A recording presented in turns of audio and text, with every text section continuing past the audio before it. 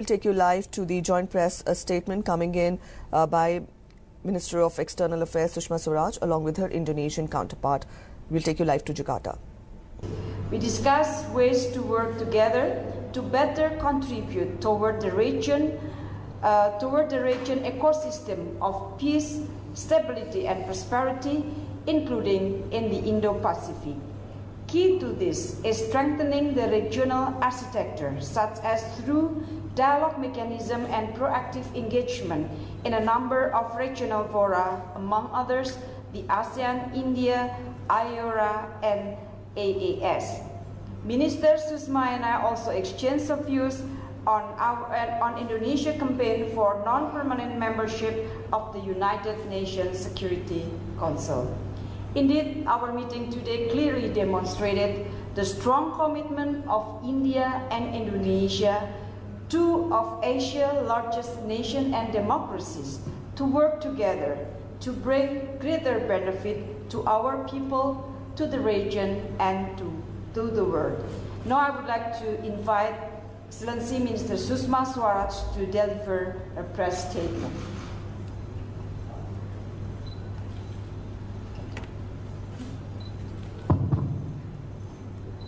Thank you, Excellency. Excellency, Madam Retno Marsudi, Minister of Foreign Affairs of Indonesia, distinguished members of media, ladies and gentlemen, Namaskar, a very good evening.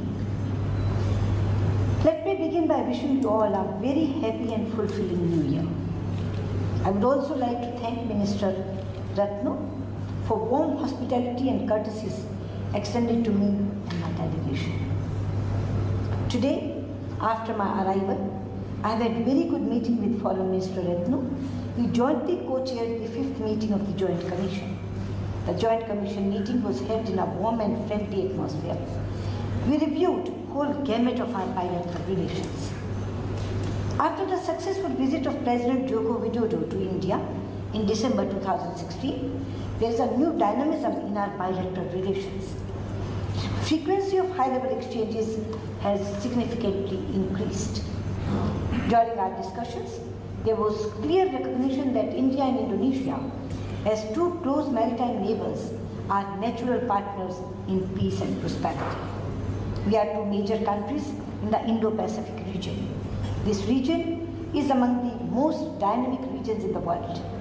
We agreed to develop synergic relationship to harness the potential of the Indo-Pacific region and to meet the challenges that the region faces. We unequivocally condemned terrorism in all its forms, manifestations, irrespective of its motivation and origin. We expressed our strong opposition to any selective approaches to deal with this global menace and called upon all countries to stop providing state sponsorship of terrorism and prevent their territories being used for establishing terrorist safe havens. Indonesia, as one of the largest countries, the most diverse democracy, and the biggest economy in ASEAN region, has a critical role to play in evolution of the new security architecture in the Indo-Pacific region. Foreign Minister Retno conveyed Indonesia's determination to play its part and make due contributions to the ongoing efforts to strengthen rule and respect of law. I welcomed it and conveyed India's commitment for peace, security and development in the region.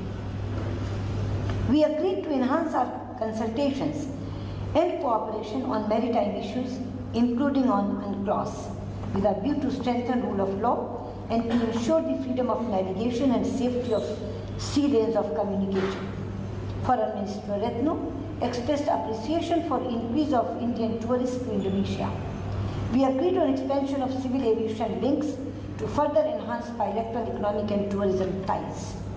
I expressed the importance of addressing the high trade deficit that India has with Indonesia and conveyed that the best way to address this issue is not to restrict trade but to increase it. We agreed to work together for a balanced and sustainable trade by providing greater market access both in goods and services. We also discussed the increasing demand for skill development in both our countries, given that we have a large population of young population. I conveyed that India will continue its skill development assistance in the form of short-term training program and scholarships. Currently, India offers close to 150 training slots and scholarships. We agreed to further strengthen our cooperation in education sector. Foreign Minister Retno expressed desire to further deepen cooperation in ICT and healthcare, especially pharmaceutical sector. I conveyed our readiness to work with Indonesia in these areas. I expressed my appreciation that President Joko Widodo has accepted Prime Minister Shri Narendra Modi's invitation to join the ASEAN Special Commemorative Summit as guest of honor at India's Republic Day celebrations, along with other ASEAN heads of states and heads of governments in New Delhi on 25th and 26th January.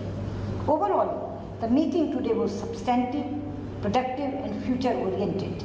I believe that the 5th meeting of the Joint Commission would lead to further deepening of the strategic partnership between our two countries.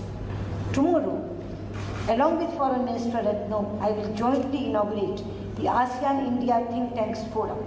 This forum brings key thinkers of India and all the ASEAN countries under one roof to brainstorm on pressing challenges and future orientation of our engagement. For India, relations with ASEAN region is a key priority. It is at the core of our Act East policy. I hope that the AINTT meeting will come up with good suggestions and ideas for further strengthening of India-ASEAN partnership. Once again, I thank Foreign Minister Retno, my good friend and sister. Thank you. Thank you very much.